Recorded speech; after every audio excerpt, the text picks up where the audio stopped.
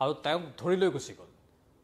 যিসকল ৰোগী তেওঁলোকে হয়তো ততে নাপাব বা ৱাদিয়ে নাপাব হঠাৎ কি হৈ গ'ল তেনেকুৱা এটা বাস্তৱ ঘটনা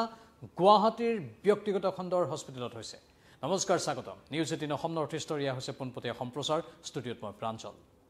এজন কেন্সাৰ ৰোগ বিশেষজ্ঞ তাকো এখন গুৱাহাটীৰ আগশাৰীৰ ব্যক্তিগত খণ্ডৰ হস্পিটেলৰ তেওঁ এইচঅডি কেন্সাৰ ৰোগৰ ডিপাৰ্টমেণ্ট হেড সেইগৰাকী চিকিৎসক ডক্টৰ কালিংগ এইগৰাকী ডক্টৰ কালিংগ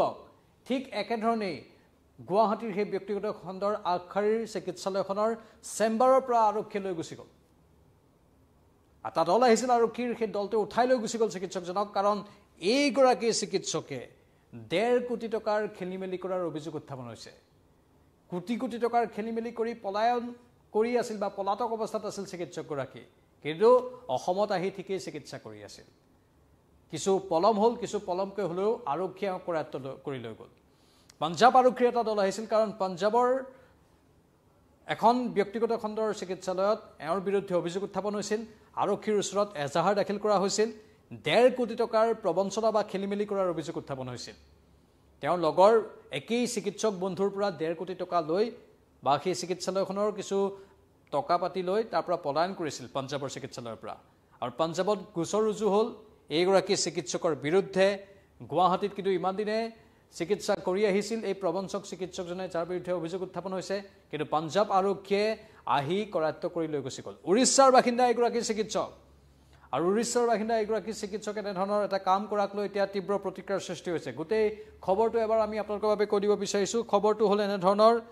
গুৱাহাটীৰ আগশাৰীৰ এখন ব্যক্তিগত খণ্ডৰ হস্পিটেলত আৰক্ষী অভিযান চলালে হস্পিটেলৰ চেম্বাৰৰ পৰাই আটক কৰি নিলে এইগৰাকী চিকিৎসকক পঞ্জাব পুলিচে গ্ৰেপ্তাৰ কৰিলে এইগৰাকী গুৱাহাটীৰ জ্যেষ্ঠ চিকিৎসকক পঞ্জাবত 1.5 কোটি লুণ্ঠনৰ আঁৰত আছিল এইগৰাকী গুৱাহাটীৰ চিকিৎসক কে নায়ক নামৰ এইগৰাকী চিকিৎসক আৰু কোৰ্টত হাজিৰ কৰাই আৰক্ষীয়ে নিজৰ জিম্মাত লয় মানে তাৎক্ষণিকভাৱে পদক্ষেপবোৰ ল'লে পঞ্জাব আৰক্ষীৰ দলটো আহিল চিকিৎসকজনক চেম্বাৰৰ পৰা উঠালে কোৰ্টত লৈ গ'ল কোৰ্টৰ পৰা তেওঁলোকে ৰিমাণ্ডত লৈ পঞ্জাবলৈ লৈ গ'ল কেন্সাৰ ৰোগ বিশেষজ্ঞ এইগৰাকী ডাক্তৰ কালিংগ কেতন নায়ক নামটো পুনৰ কৈছোঁ হয়তো বহুতে অসমৰ বা উত্তৰ পূৰ্বাঞ্চলৰ বহু লোকে হয়তো এওঁৰ ওচৰত চিকিৎসাও কৰিছেগৈ নামটো হৈছে ডাক্তৰ কালিংগ কেতন নায়ক উৰিষ্যাৰ বাসিন্দা গোচৰটো ৰুজু হৈ আছিল পঞ্জাবৰ এখন চিকিৎসালয়ত 1.5 কোটি টকা লুণ্ঠনত অভিযুক্ত এইগৰাকী ডাক্তৰ পঞ্জাবৰ সদৰ আৰক্ষী থানাত 56/2025 নম্বৰত গোচৰ ৰুজু হৈছিল পুনৰ কৈছোঁ পঞ্জাবৰ সদৰ আৰক্ষী থানাত 56/2025 নম্বৰত গোচৰ ৰুজু হৈছিল এইগৰাকী চিকিৎসক ডক্টৰ কালিংগ কেতন নায়কৰ বিৰুদ্ধে পাছত গুৱাহাটী আৰক্ষীৰ সহযোগত পঞ্জাব আৰক্ষীয়ে এই চিকিৎসকজনক সেই ব্যক্তিগত খণ্ডৰ হস্পিটেলখনৰ চেম্বাৰৰ পৰাই কৰায়ত্ব কৰি লৈ যায় ডক্টৰ নায়কক ট্ৰেনজিট ৰিমাণ্ডত লৈ পঞ্জাবলৈ ৰাওনা হৈছে আৰক্ষীৰ দলটো এতিয়া পঞ্জাবত এই সমগ্ৰ ঘটনাৰ বিচাৰ চলিব কিন্তু এটা অতি পবিত্ৰ বৃত্তি য'ত এগৰাকী ব্যক্তিৰ ব্যক্তিত্ব জড়িত হৈ থাকে কেৱল এজন চিকিৎসক নহয় এনেধৰণৰ বহু চিকিৎসক আছে যাক ভগৱানৰ শাৰীত থয় চিকিৎসক বুলি ক'লেই তেওঁলোকৰ ব্যক্তিত্বৰ এটা অন্য ৰূপ মানুহে দেখিব বিচাৰে বা চাব বিচাৰে চিকিৎসকজনে স্পৰ্শ কৰিলেই মানুহৰ বেমাৰ ভাল হৈ যাব বুলি বহুতে বিশ্বাস কৰে ঠিক একেধৰণে চিকিৎসক এজনক সেই শাৰীত ৰখা হয় সেইটো এটা পুৰণি বিশ্বাস মানুহৰ যে চিকিৎসকেই ভগৱান চিকিৎসকেই বিপদত মানুহক ৰক্ষা কৰিব পাৰে কিন্তু সেই চিকিৎসকেই যেতিয়া লুণ্ঠনত অভিযুক্ত হ'ব তেনেধৰণৰ অভিযোগ তেওঁৰ বিৰুদ্ধে উত্থাপন হ'ব তেতিয়া স্বাভাৱিকতেই নাক কোচ খাই যাব বিভিন্ন জনৰ সেয়াই হৈছে এগৰাকী ডক্টৰ কালিংগ নামৰ চিকিৎসকজনৰ বিৰুদ্ধে এতিয়া সকলোৱে নাক কোচাব ধৰিছে যি ব্যক্তিত্বৰ অধিকাৰী তেওঁ ইমান দিনে আছিল কেন্সাৰৰ দৰে অতি গুৰুত্বপূৰ্ণ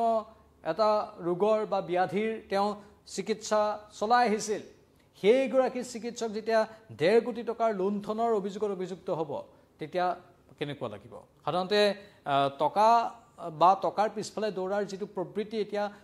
জনসাধাৰণৰ মাজত বেছি দেখিবলৈ পোৱা গৈছে একাংশৰ মাজত আৰু যাৰ ফলত তেওঁলোকে বিভিন্ন দুৰ্নীতি কেলেংকাৰী সংগঠিত কৰিবলৈ কুণ্ঠাবোধ নকৰে সেই চিকিৎসকজনো এতিয়া একে শাৰীতে আহি পৰিল নেকি এই ডাক্তৰ কালিংগ নামৰ চিকিৎসকজন পুনৰ নামটো কৈছোঁ কালিংগ কেতন নায়ক উৰিষ্যাৰ বাসিন্দা এইগৰাকী চিকিৎসকো এনেধৰণৰ খেলিমেলি বা লুণ্ঠনৰ ঘটনাৰ সৈতে জড়িত হৈ পৰিল যদি এওঁলোকে এনেধৰণে লুণ্ঠনেই চলায় তেনেহ'লে সাধাৰণ ৰোগীৰ ওপৰত আৰু কিমান লুণ্ঠন চলাব পাৰে হস্পিটেলৰ টকা লৈ উধাও হৈ পলাতক অৱস্থাত থাকি গুৱাহাটীত চিকিৎসা চলাই আছিল তেনেহ'লে সাধাৰণ লোকৰ পৰা আৰু কিমান টকা লুণ্ঠন কৰিব পাৰে তাক লৈ এতিয়া প্ৰশ্ন উত্থাপন হৈছে এনেধৰণৰ অৱশ্যে কৰ্মফল সকলোৱে পায় বুলি কোৱা হয় কৰ্মফল বিভিন্ন ৰূপত আহে বুলি কোৱা হয় চিকিৎসকজনেও কৰ্মফল পালেগৈ নেকি তাক লৈ এতিয়া বিভিন্নজনে মত প্ৰকাশ কৰিছে যে আৰক্ষীয়ে চেম্বাৰৰ পৰাই উঠাই লৈ গ'ল তাতকৈ আৰু লাজ লগা বিষয় কি হ'ব পাৰে শেহতীয়াকৈ অসমত বিভিন্ন চিকিৎসক জালত পৰি আছে আমি দেখিবলৈ পাই আছোঁ ক'ৰবাত কোনোবা কিশোৰীক নিৰ্যাতনৰ গোচৰত চিকিৎসক অভিযুক্ত হৈছে সেই চিকিৎসকক আৰক্ষীয়ে জেলৰ কাৰাগাৰৰ বন্ধ কোঠৰীত ৰাখিছে গুৱাহাটীৰে চিকিৎসক আপোনালোকেও জানে সেই খবৰটো নাম আকৌ মেনশ্যন কৰিব নিবিচাৰোঁ আমি তাৰ পাছত এইগৰাকী চিকিৎসক কোটি কোটি টকা লুণ্ঠনৰ অভিযোগত অভিযুক্ত হৈ এতিয়া আৰক্ষীয়ে নিজৰ চেম্বাৰৰ পৰাই ৰোগীৰ সন্মুখতেই লাজ লগাকৈ উঠাই লৈ গৈছে তেনেধৰণৰ বহু পৰিঘটনা হ'বলৈ ধৰিছে সেয়েহে সময় থাকোঁতে সকলোৱে নিজকে শুধৰণি কৰি লোৱাটো দৰকাৰ যিসকল এনেধৰণৰ কামৰ সৈতে জড়িত